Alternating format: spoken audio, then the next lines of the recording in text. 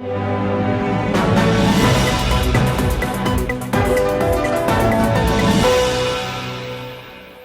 evening and welcome to the Chanel Show. Tonight, we have a special Parliament review episode for you. You may have heard politicians criticizing Parliament's policy of having members use English as the spoken language during sessions. Many like you to believe that it's an attack on your culture. That's far from true. The real reason? So that every member in Parliament understands what's being said, and of course every citizen watching can understand. Watch the Honourable Attorney General Ayaz Said Qayyum explain. We have seen in the past few weeks, and I've said this continuously in Parliament, Mr. Speaker, sir, that members on the other side break out into the vernacular. And what we have said, Mr. Speaker, sir, is that this Parliament is for everybody. This Parliament, when we say it's for everybody, it should be understood by everybody. Should be understood by everybody. It continuously they do that, without even translating, Mr. Speaker, sir. Why? Because they're trying to appeal to a particular segment. When they make those comments, most of the people, or obviously some of the people who speak the Itaukei language understand it. The others don't. You alienate them. I have never uttered, once I said, Mr. Speaker, sir, I used the word, Mr. Speaker, sir, I used the word are. And Honorable Tambuya said, oh, it's good to see he's exercising his mother tongue. Are is not a mother. Are is actually what we call a lingua franca. It's an exclamation, Mr. Speaker, sir, a lingua franca exclamation. In the same way we say oile, isa, vinaka. Everybody in Fiji understands that. We can say that. It's what you call the lingua franca. But when you break out and stuff you don't understand, in the way, and I've never done this, but I'm going to do it today. If I say, all of the opposition are bina pendi ke lota. You see, they are laughing. You see, they are laughing. You don't understand. You see, you don't understand. You don't understand. It is so alienating. This is the first and only time I'm going to say this. But no, I'm telling you, I qualified myself. I said, this is the first and only time I'm going to do it. Just to demonstrate a point. I'm going to translate it now. Bina pendi ke lota, it basically means a lota is a vessel that holds water. And if it does not have a base, it moves around all the time. It cannot stay in one place. Like you guys. You don't have one direction, one policy. In some instances, bina pendi ke lota can also mean lumuri. That's what it means. But my point is, Mr. Speaker, sir, like I said, this is the first time I'm going to say this and only time, but the only reason I said that is that all of them, the ones who understood the language, they laughed. You did not because you did not understand it. Can you imagine the next time when you do that, when other people don't understand, how do they feel? That's my point. That's my point, Mr. Speaker, sir. The video you just saw went viral on social media and particularly resonated with the young population, most of who, thankfully, saw the humor but understood the important message. We must not alienate our fellow Fijians, especially not in Parliament, where leaders are supposed to be debating national matters. Leaders who were elected by the people, by the way. The good news is that with a large number of young Fijians getting access to education, it's becoming harder to use identity politics as a strategy, and many are tired of the old racial politics of division. The AG explained how the rigged electoral system used to work. Mr. Speaker, sir, under this constitution, under the leadership of our Prime Minister, the Fiji First government has actually ushered an unprecedented era of equity and genuine democracy built on the strong foundations of our constitution. Never before have the rights of all Fijians, including of all ethnic backgrounds, being so deeply protected through a very comprehensive Bill of Rights, which includes the socio-economic rights. Mr. Speaker, sir, we have of course had the forays by the opposition, always putting an ethnic tinge. They talk about the 1997 Constitution, and they are elected under this 2013 Constitution. The 1997 Constitution, Mr. Speaker, as we all know, had divided the nation along ethnic lines or racial lines, giving preferential treatment to a handful of elite. For example, Honorable Tambuya, you'd be interested in this. We had communal seats. Under the 23 communal seats, and let me remind the members of Parliament, the 23 communal seats reserved for the Itaukei people, only 6 were actually for what we call urban Itaukei people. Even though nearly 50% of Itaukeis now live in urban areas, they would have had under the 1997 Constitution only 6 of the seats out of the 23. Similarly, as I pointed out before, the gerrymandering that took place, even under the Itauke seats, Mr. Speaker, sir, the province of Nandronga, which had 19,000 voters, could elect only one person. The province of Namosi, which had 3,000 voters, could elect one person. Deemed to be illegal in many countries. You cannot have 19,000 people electing one person and 3,000 people electing one person. That means the weight of the vote, value of the people in Namosi is almost 5 times more than the people of Nandronga. Many other examples too. Only the province of Dhakonrobe, Tailevu and Ba could elect 2 people. All the other provinces could elect only one person. These are the things they do not tell this parliament, they do not tell the Fijian people, Mr. Speaker, sir. Mr. Speaker, sir, of course it was utterly racist. It was along ethnic lines. It was built on the racist constitution, the 1990 constitution, which everybody knows. It was ushered in at midnight without any consultations, and it formed the basis of the 1997 constitution, Mr. Speaker, sir. That's right. The 1997 constitution that is talked about so often by so many politicians was ushered in at midnight with 0 consultations with any citizen. I don't know about you, but the current electoral system gives each and every one of us 1 vote of equal power. Nobody is special. Everybody has an equal say. That's pretty hard to argue against. SODELPA leader Honorable Viliame Gavoka was slammed by the AG for his sudden interest in informal settlements. I recently visited the settlements of Nanuku and Wailea and was quite saddened with what I saw. Honorable Gavoka suddenly has become Johnny-come-lately, the great advocate for squatters. Where were they before this? He's probably done a tour of the Nasori Suva corridor, seen the squatters. This man here, Honorable Nawaikula, has a lot to blame for it. There are a lot of people in Lambasa there. But they've now suddenly decided, okay, there are votes in it. This is the only government under this Prime Minister that is now regularizing squatter areas, giving 99-year leases, 99-year leases, and suddenly they want to become great advocates of squatters. He even went to the extent of saying people who are living in Waka Vanua arrangements without consent should be getting electricity. He said, oh, they should be connected to electricity. But if the land is owned by somebody, they have to consent. But this is all short-term gain to get votes. You have to admit, the AG has a fair point. Informal settlements, which are a result of rural to urban drift, get attention from politicians once every 4 years, right before an election, while the government has provided them assistance for many years. Now, climate change is one of the biggest issues that small island nations like us face. Powerful storms like Tropical Cyclone Winston threaten to send us back decades. For some strange political reason, many politicians from the opposition don't think it's important at all. His Excellency spoke on so much on climate change, but I don't believe that this is our most urgent problem.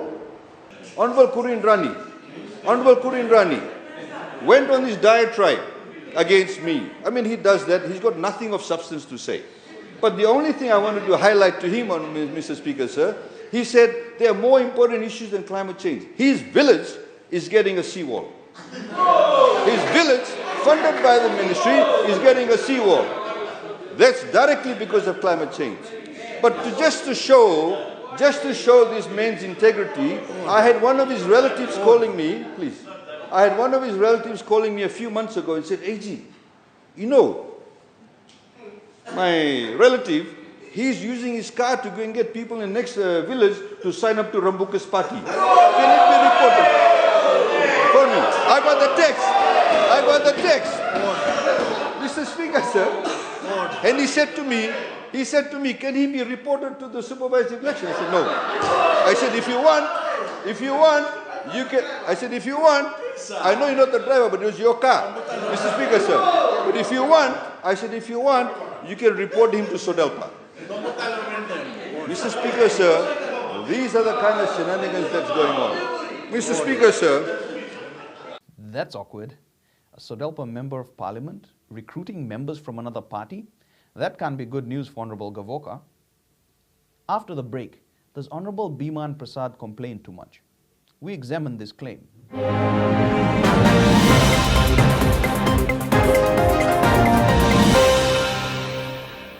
Welcome back. Accusations have been made against NFP, especially leader Honorable Biman Prasad, that all he does is complain. We examined this accusation, and here is what we saw from only one video. Because, Mr. Speaker, to this government and those people are not important. And Mr. Speaker, everything about this government's record spells disaster. This government does not believe it is here to save the people. This government behaves as it owns Fiji. The government had a plan. If we had targets to meet, in fact, Mr. Speaker, it's only the egos of two main government that are important, and they do not like this government. They would have asked the opposition, they would have asked the opposition leader, they would have asked me and everybody else. And even now, the government cannot demonstrate leadership. There are still people, including in the rural areas, who refuse to be vaccinated. Does it look inwards and ask if perhaps it was an error? No, Mr. Speaker, never, never. The speech we had was full of praise of the very people, Mr. Speaker, who actually wrote the speech. Oh dear. Here's what Prime Minister Honorable Frank Bainimarama had to say about it. I'd like to quote from someone who wrote in the papers just a couple of days ago about Biman, Honorable Biman, who says, unsatisfied Biman. Someone shared me a chit-chat that looked like Biman Prasad's speech was written by a child. It is full of complaints. Just like Indian drama TV serials. Never satisfied.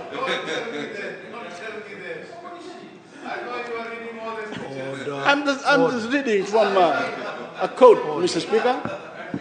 I didn't write that. From Honorable Prasad, we hear the usual 20-minute laundry list of complaints with zero alternatives and zero game plan.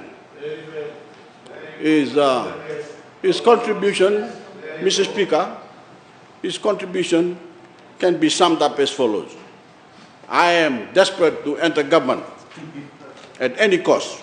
Listen, Honorable Prasad, listen. Listen. I am desperate to enter government at any cost. I'll say anything to get there.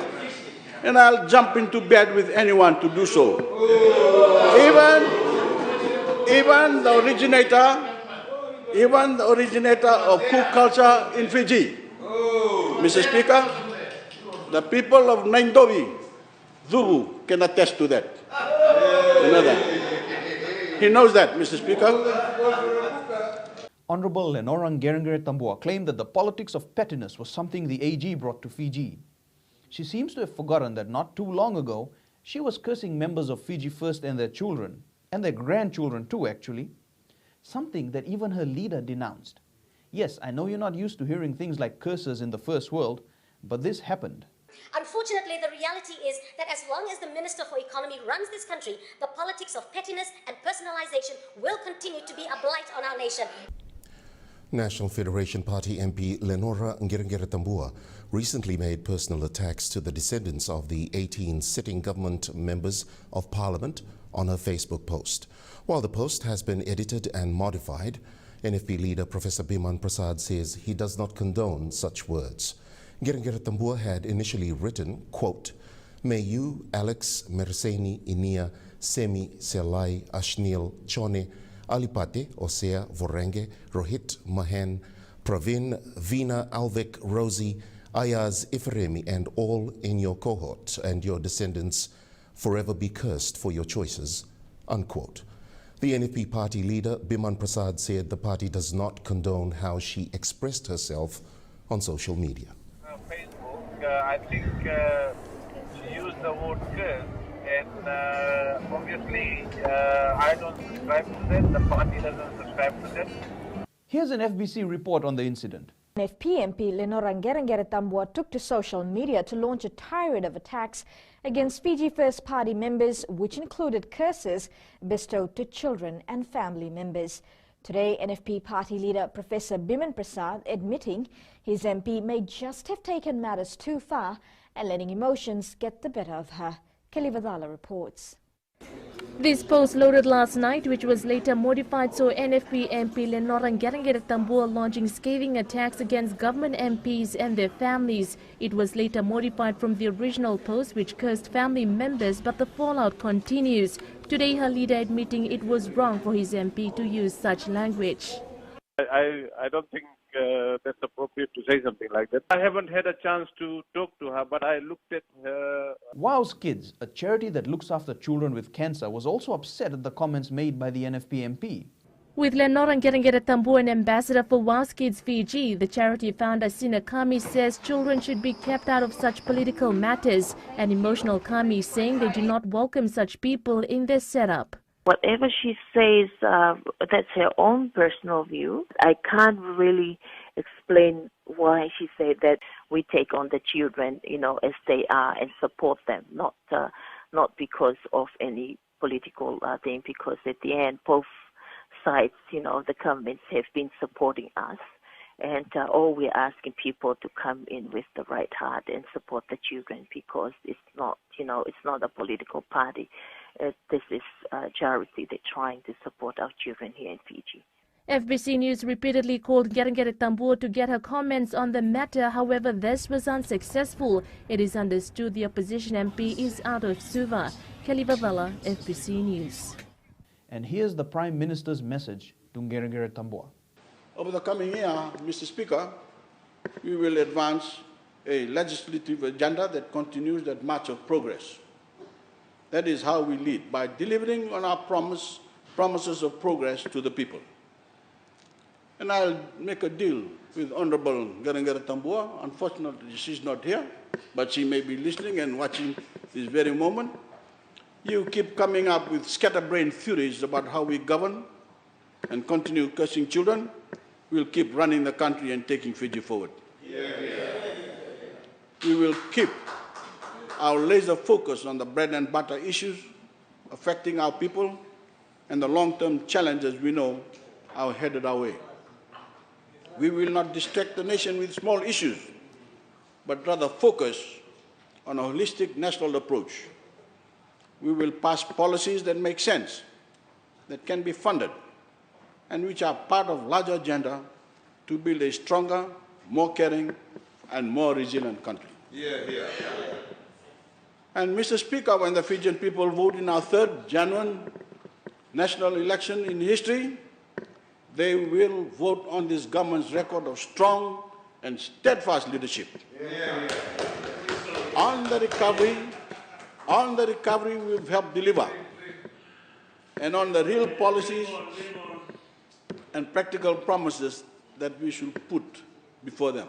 The PM was also not happy at personal attacks made against our new head of state. No sooner did His Excellency warn us of the politics of personalization, did some members of opposition begin making personal attacks against him, attacking him personally, attacking his speech and his philosophy, even questioning his nomination by my government. It astounds me that this week we heard some in the opposition claim that he has been appointed on the basis of his chiefly status.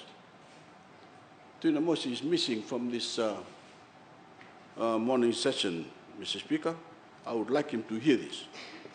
This by the very people who have loudly lamented the absence of chiefly privileges in the 2013 Constitution. Mr. Speaker, I need not defend His Excellency from these pretenders. His achievements speak for themselves. He has shown real leadership, a strong understanding of business. He has used his traditional leadership role to raise awareness on the climate and oceans crisis. He has shown everything we deserve from a modern leader in Fiji. Let me be clear, Mr. Speaker. We never have appointed anyone on the basis of their last name, their family pedigree, or based on where they come from in Fiji. And we never will. Our president is not a Fijian who has coasted through life on the basis of his birthright. He has built his own name and his own career through his own hard work and the choices he has made. Time and again, Mr. Speaker, he has gone well above what was required or expected and shown exemplary leadership in service of the national interest. He engages with everyone through a down-to-earth approach. That is why he is loved. That is why we nominated him. That is why we voted for him, because he has proved he has a merit to lead, just as his immediate predecessor. His Excellency the President Chochi Konusi Konrote, who is not a chief, had earned the right to lead. And you, Mr. Speaker, as well showed the nation that same level of merit. After the break, we'll look at some debates on the economy.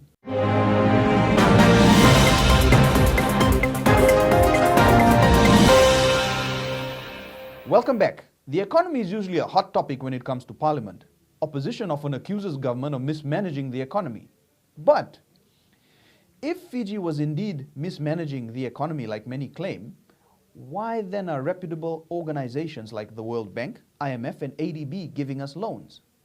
Mr. Speaker, sir, in fact, the World Bank, ADB, IMF, AIIB, JICA and other bilateral partners all supported our fiscal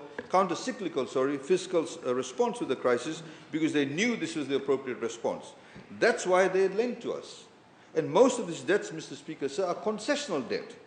We are getting loans to the World Bank, IDA, at 40-year terms, 10-year grace period, 0% interest rate. Zero. Never zero from the World Bank, Mr. Speaker, sir. And 0.75% service charge. These loans technically has a 57 grant element given its significant concessionality, 57 grant. We have JICA lending to us at 0.01% interest rate, 0.01% interest rate. And the ADB has just approved Fiji to be eligible for its concessional resources. When we go and talk about climate change, when the Honourable Prime Minister goes and participates in international fora, these are the things we talk about. Because of this, because of the discourse, because of highlighting our vulnerability, we are now getting concessional financing for ADB. We've got concessional financing from the World Bank, Mr. Speaker, sir. So, Mr. Speaker, sir, while we are borrowing extremely concessional terms. We have over-collected over $700 million in concessional debt. So it is not right to compare this debt to debt borrowed at market rates. Mr. Speaker, sir, all this noise about debt rising to $8 billion has to be carefully assessed. When you take a more sophisticated approach, more nuanced approach, more intellectual approach, which obviously the opposition lacks, even the so-called professor. Mr. Speaker, sir, the fact of the matter is this. The fact of the matter is this. If we were financially mismanaging our economy, as they claim, if we were doing all the wrong things, if we were not adhering to the Public Management Act, Financial Management Act, these people would not lend to us. If we were not doing this, Australia and New Zealand for the first time has given us direct budget support. Unheard of in Fijian history. Direct budget support. We have to jump through hoops and loops to adapt to different financial measures. Mr. Speaker, sir, and the point they miss is this. If we are borrowing to build now, Mr. Speaker, sir, the future generations don't have to borrow to build then. If we are undergrounding the cable now from Nandi Airport to Matintar, they don't have to put the cable underground. If we are building a 4-lane road now, which will cost far less than building in 20 years' time, we are saving money. Honourable Piyoti Kundundua, you know this. Mr. Speaker, sir. Mr. Speaker, sir. The AG then explained debt and how it works. Increase in national debt stock. Mr. Speaker, sir, the Honourable Lalam Balavu spoke about debt. Mr. Speaker, sir, the debt to GDP was 56%. Order. The debt to GDP was 56% in 2010, Mr. Speaker, sir. It was brought down to 45.8% by 2015, pre-Cyclone Winston. However, the sensitivity to natural disasters brought about climate change has required significant financing in the aftermath of cyclones. 12 major cyclones since Winston, 13 including Winston. After TC Winston alone, Mr. Speaker, so we had to borrow and spend additional $500 million for reconstruction of schools, public buildings and homes. Then we had hundreds of millions of dollars spent on reconstruction works required after TC Kenny, Josie and many other disasters. These disasters are not cheap, Mr. Speaker, sir, in particular to build back better. Mr. Speaker, sir, then we had a pandemic, a once-in-a-100-year event that caused a significant blow to government revenue, with tax collection declining by 50% overnight. Government has made a conscious decision, Mr. Speaker, sir, to borrow more, as did all other countries. Some of them, of course, engaged in quantitative easing. We had to borrow more to sustain public expenditure. to ensure roads, bridges, hospitals continue to run, to ensure civil servants are paid, to ensure that free education continues, to ensure that we continue to build and support social welfare recipients, to ensure that we provide income support to those who have lost jobs. We provided, Mr. Speaker, sir, $500 million. NFP, who was bringing some motion about using $50 or $80 million, we provided $500 million, Mr. Speaker, sir, direct and indirectly. We are paying over $100 million every year on social welfare. We have assisted 3,200 Fijians to own their first homes, Mr. Speaker, sir. 190 Fijians in this financial year alone, with another 100 still waiting approval. The funds have actually finished. There's so many people who actually want to build and buy their first homes, Mr. Speaker, sir. Another point, Mr. Speaker, sir, the debt to GDP ratio has also increased to over 80% of GDP because the nominal GDP, Mr. Speaker, sir, has contracted substantially. So in other words, if your GDP value has gone down, it's gone down from 11 billion to 9 billion, obviously your debt to GDP ratio will increase. It's basic maths. It's like saying if somebody has $100 and you borrow $20, your debt to GDP ratio is 20%. If somebody has $500 and you borrow $50, even though it's double the amount of the $20, your debt to GDP ratio is 10%. But if your $500 drops down and still borrow $50, obviously it will increase. Very basic. Mr. Speaker, sir, this is why the whole strategy, as the Prime Minister announced months ago, the focus on vaccination was to ensure that we open up our economy. If you open up your economy, and when you have 35 to 40% of your entire economy dependent on tourism, then obviously you will be able to get your economy back up running. So the strategy was to get vaccinated. And we did that. One of the first few countries in the world where 90% of the adult population have been fully vaccinated. With election year just around the corner, many promises are going to come in. Some are crazier than others, with Honorable Gavoka promising to wipe the TELS debt. SODELPA will cancel all student loan debts for the thousands of Fijians who have graduated with a TELS contract. Mr. Speaker, so the leader of SODELPA on one hand complaining about debt and immediately goes on about with his pie-in-the-sky promise to write off TELS debt, to make tertiary education completely free. Mr. Speaker, sir, SODELPA's proposal to waive off TELS debt will mean government will write off $600 million in TELS debt and incur further $200 million every year to fund tertiary students. Forget the free education from early childhood to year 13. This is just tertiary education. Where will he get the money from? Be really careful of the promises you hear, because most of them are not going to happen. If it seems too good to be true, it probably is. That's all we have time for this week. Until next week, good evening and take care.